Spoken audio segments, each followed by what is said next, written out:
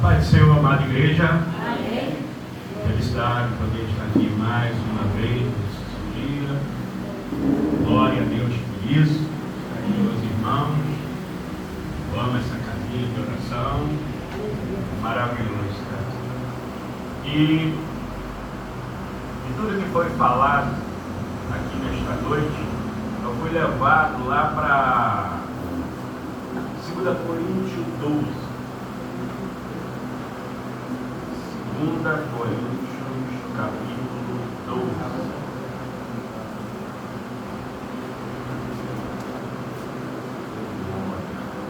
2 Coríntios, capítulo 12.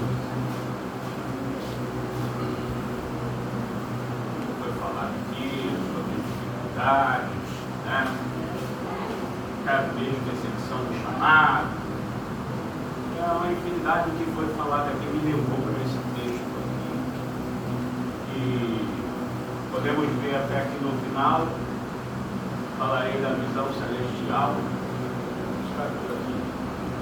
E a importância de se manter essa visão espiritual que Paulo teve, né? Ter a lembrança daquilo que Paulo viu. E diz o texto: em verdade não convém gloriar-me, mas passarei as visões e revelações do Senhor. Conheço um homem que em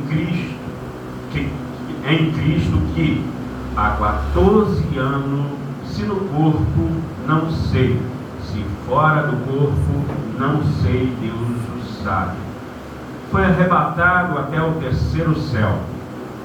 Eu sei que um tal homem, se no corpo, se fora do corpo, não sei, Deus o sabe, foi arrebatado no paraíso e ouviu palavras inefáveis, de que o homem não é lícito falar. De um assim me gloriei eu, mas eu me mesmo não me gloriarei, senão nas minhas fraquezas, porque se quiser gloriar-me, não serei nécio, porque direi a verdade, mas deixo isso para que ninguém cuide de mim mais do que de mim vê, ou de mim ouve, e para que eu não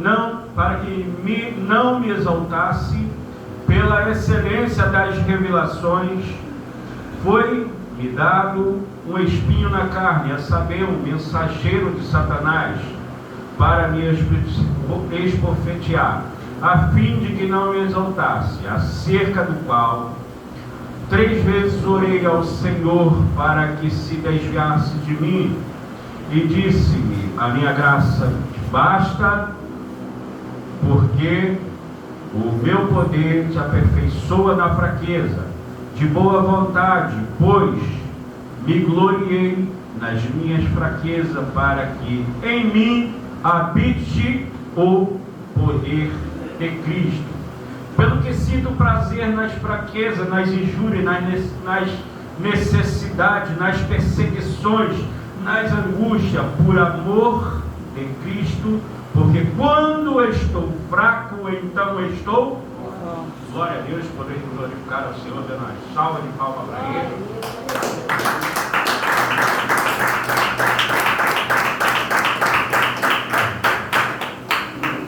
Entendeu por que eu falei a amplitude do que estava correndo aqui?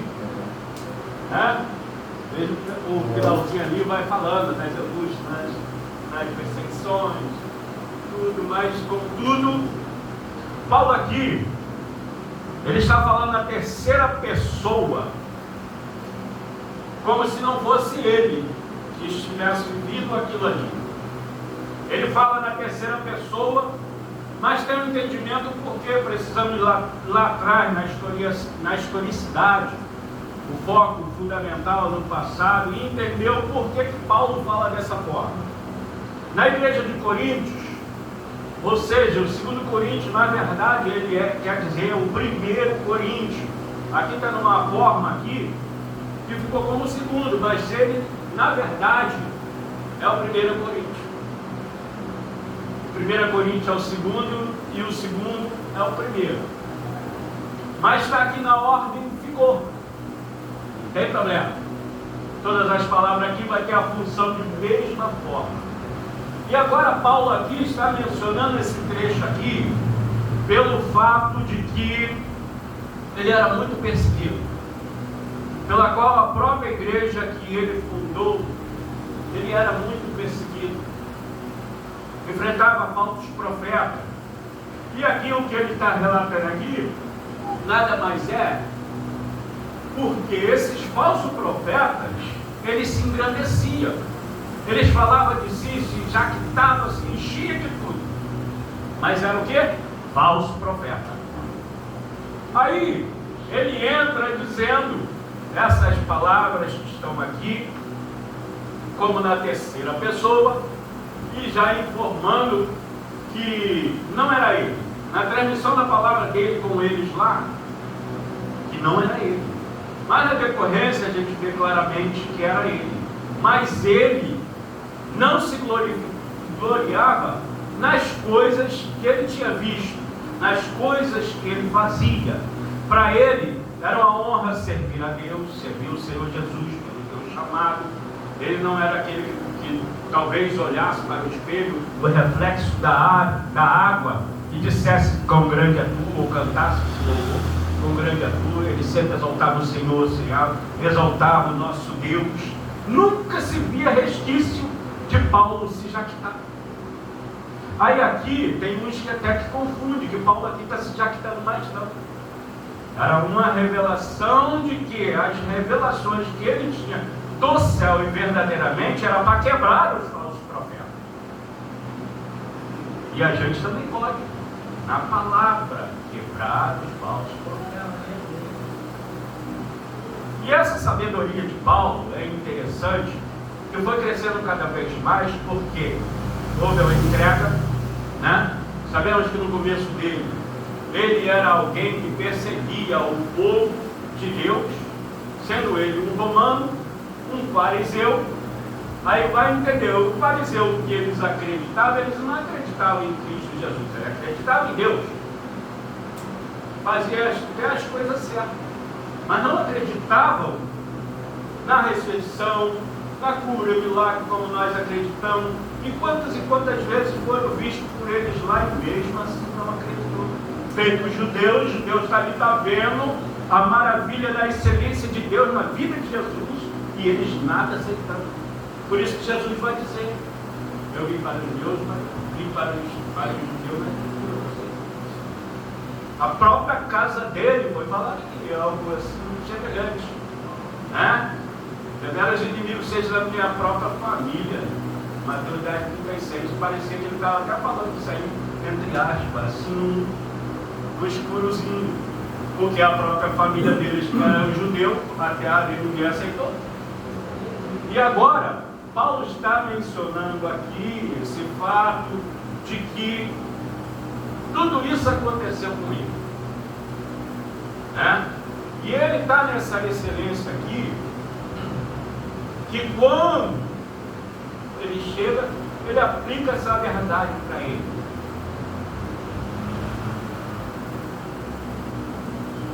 Então, quando ele aplica essas verdades para ele, e ele se oculta de não aparecer nisso, mas não tem como, porque Paulo fazia maravilha através das palavras. Paulo tinha tanta autoridade que se ele cegou, ele ia mais, ele mais. Ele virou para ele mais, seja cego. Por quê? Paulo está lá falando a verdade.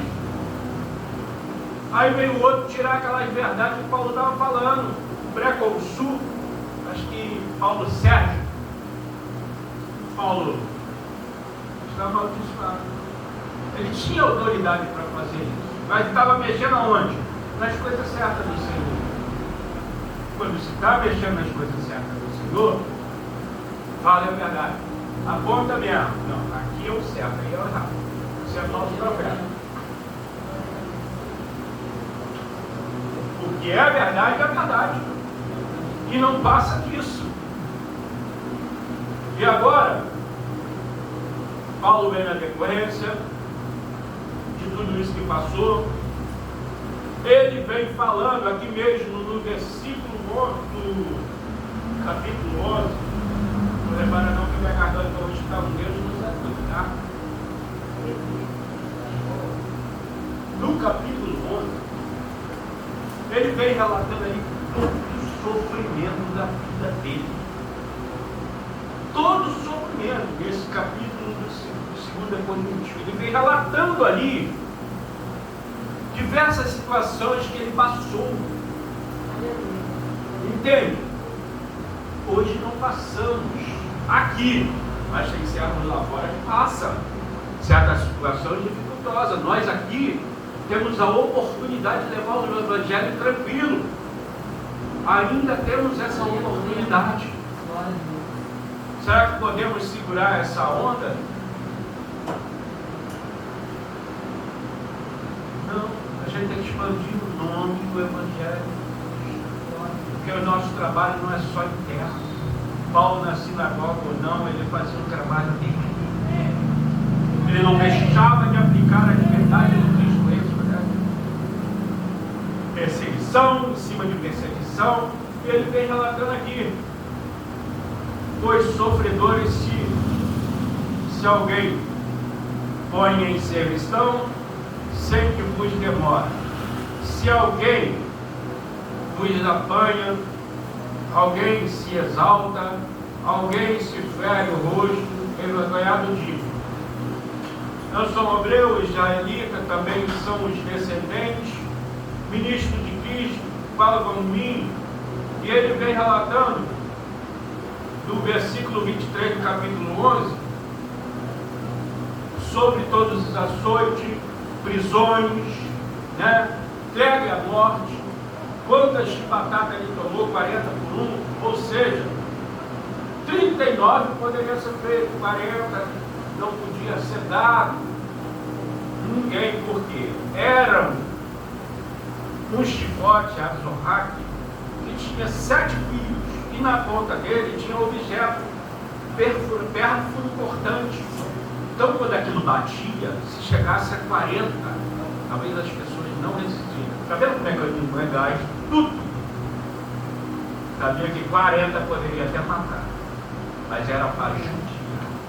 O inimigo é assim. O inimigo é astuto de tal forma de querer marcar todos. Ele não perde tempo sequer de tentar arrumar esse cilada dele para cada um de nós. Mas está aqui. E a gente vai ver na decorrência que Paulo é entregue a toda boa obra. Na bonança,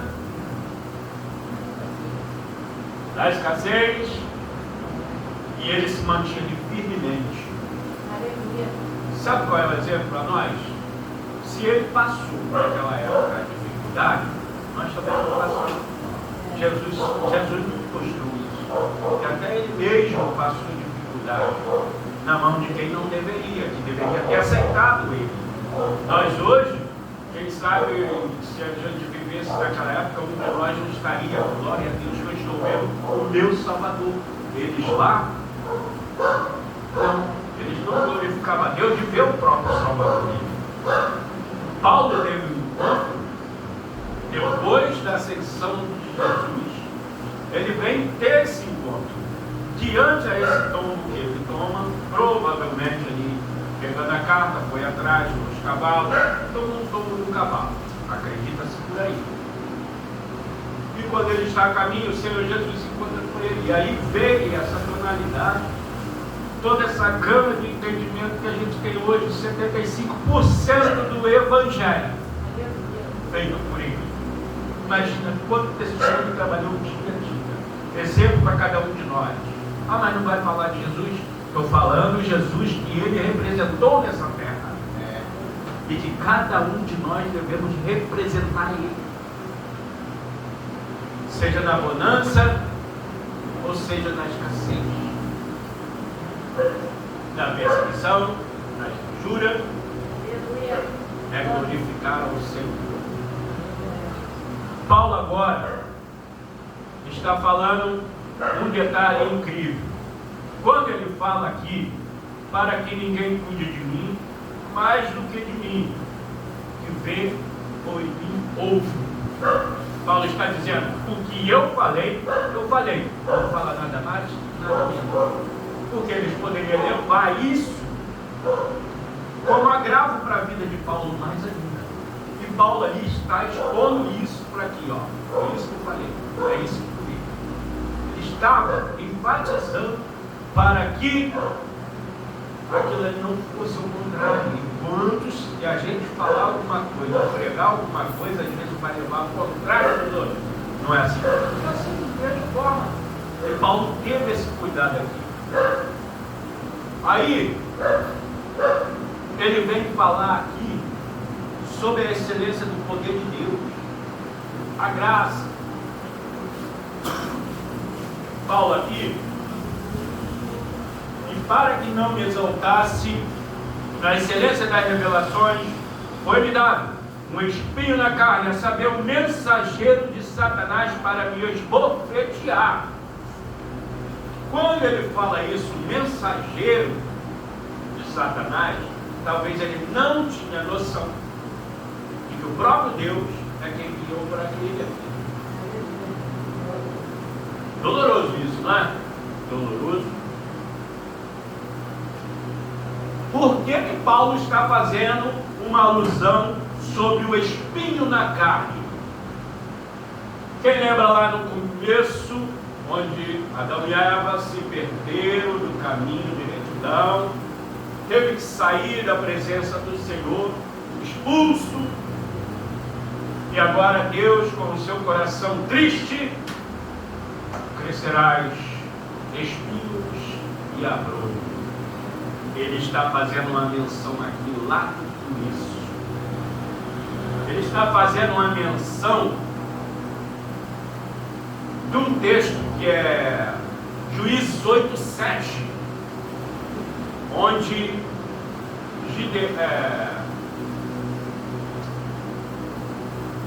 tem um lá que pega e usa os espinhos, se não me engano, Sansão. Juízes 8:7. E ele está pegando, e Sansão está falando a respeito de que ele ia pegar o adversário e ia esfregar nos espinhos. Para comprovar isso, deixa eu ver. Perdoe, meu irmão. A minha garganta está o dedo. Juízes 8:7. E diz então a Gibeão, confundir os homens. Juízes 8:7. E então disse a Gibeão: pois, quando o Senhor der na minha mão a zeba, numa trilharei a vossa carne como o espinho no deserto e como os abrolhos. Perceba aqui que foi instrumento de tortura. Que Paulo está fazendo essa alusão na vida dele, como se aquilo que ele está falando, que foi como um espinho na carne, ele está falando isso: eu estou sendo torturado por espinho. É isso, para que ele não se exaltasse, para que eu me exaltasse. Ele fala isso, a fim de me esbofetear. Ele está fazendo essa menção, e a gente vê por aí, né? Alguns têm revelação e está crescendo, mas ele não sabe que pode botar um espinho na carne dele fácil. É preciso ter cuidado com a maravilha das revelações. Vai se crescer, vai se achar.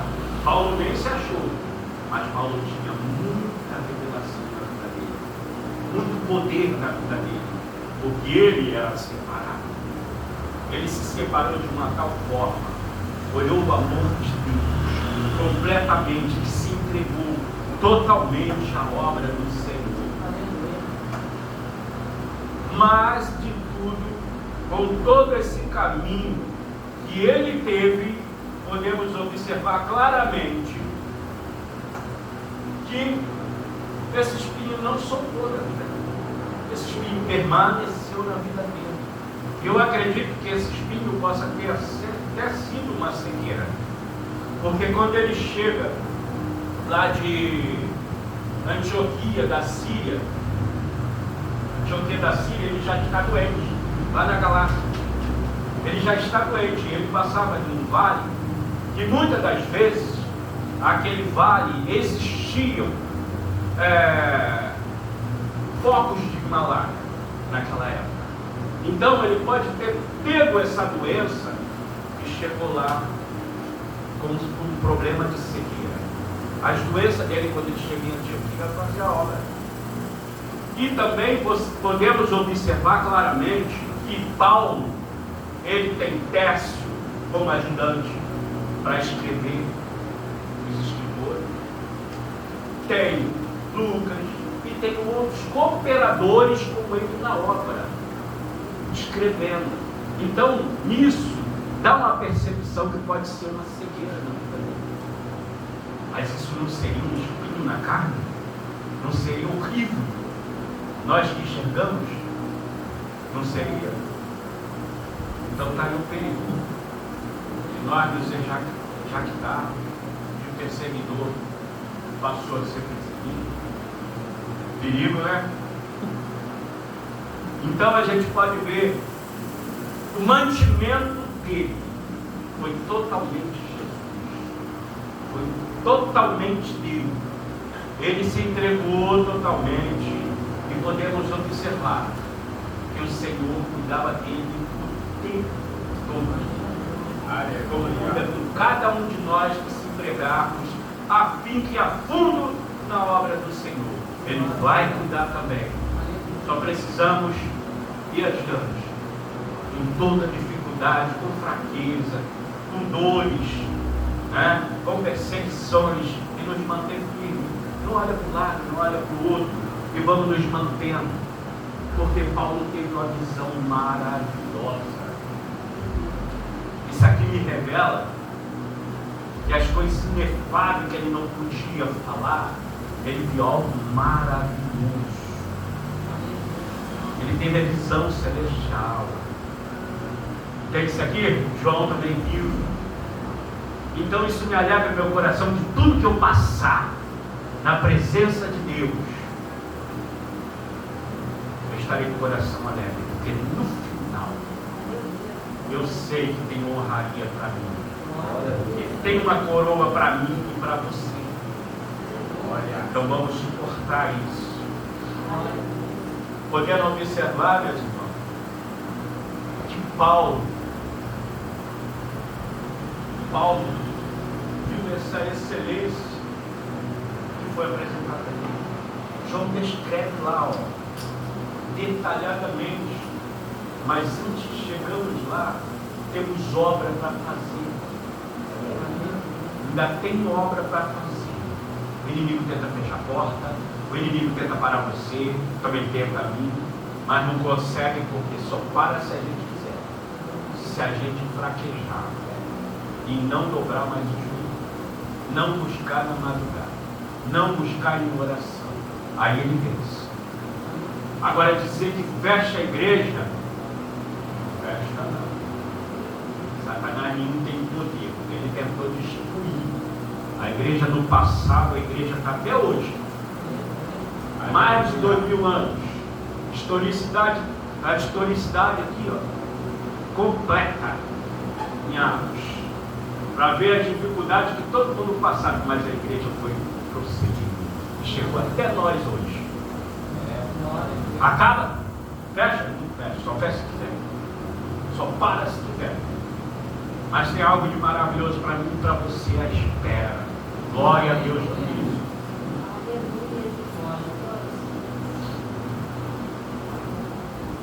Pelo que sinto prazer na fraqueza, nas injúrias, nas necessidades, nas perseguições, nas angústias, por amor de Cristo, porque quando estou fraco, então estou forte. Sabe aquelas coisas que às vezes se torce para você parar? Se torce, vai moendo, porque tem coisas, como esse dia eu estava orando com uma pessoa, eu falei, meu Deus do céu, eu estou maravilhoso. Estava contando tantas coisas para mim, eu falei, tem um caminho.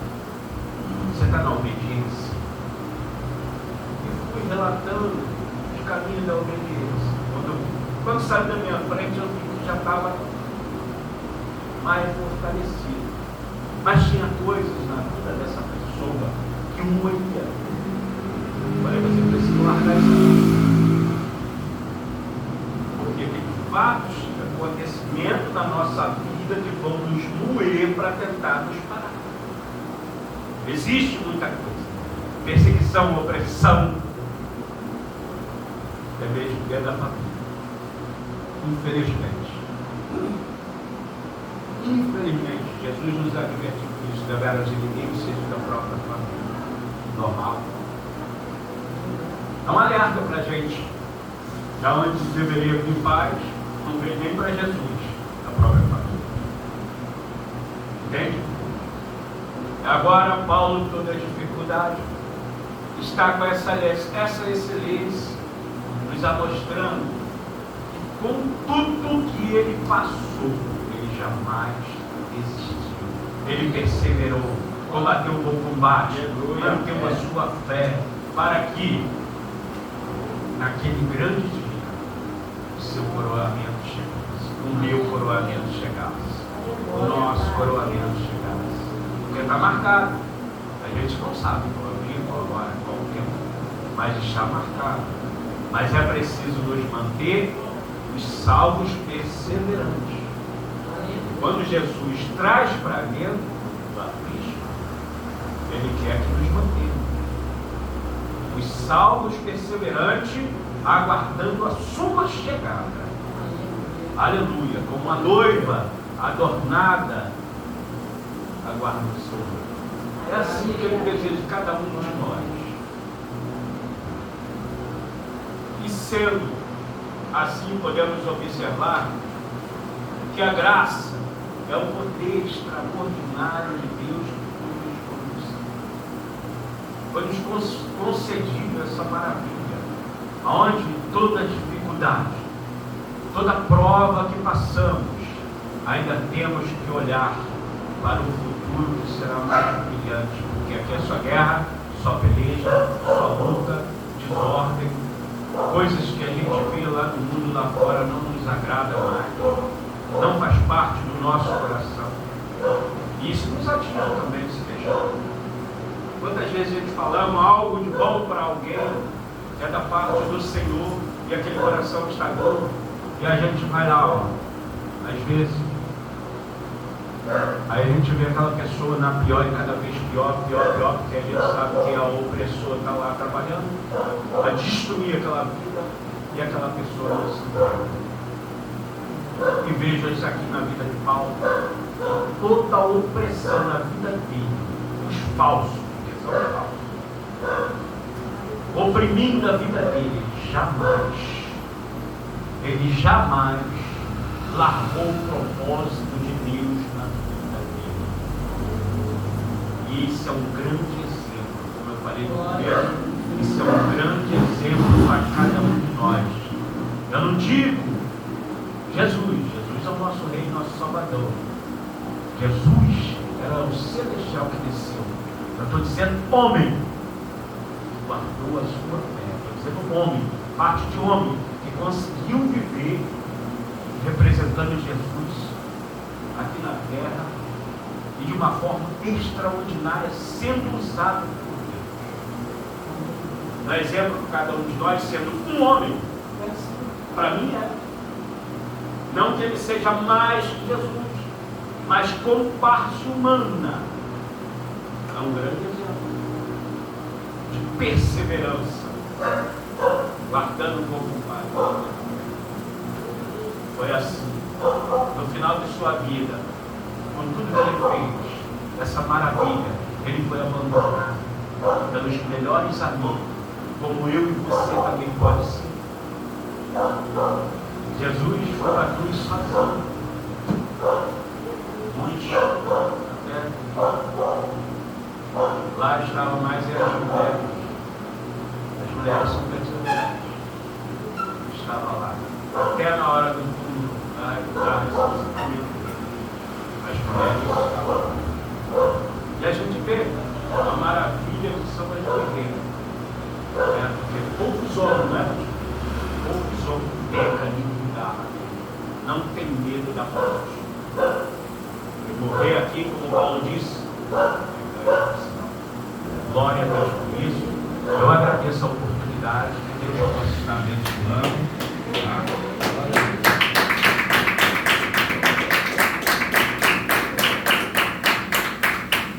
Então, meus irmãos, o que passar é manter a fé, manter a perseverança,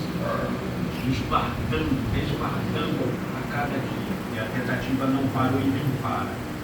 Está bem escrito para cada um de nós, né? Lembra disso? A luta não é contra a carne, contra? Acabou as guerras físicas. Agora são todas espirituais. Desde a época que Jesus viveu. Todas espirituais. O combate é esse. E assim nos batemos. Deus possa abençoar.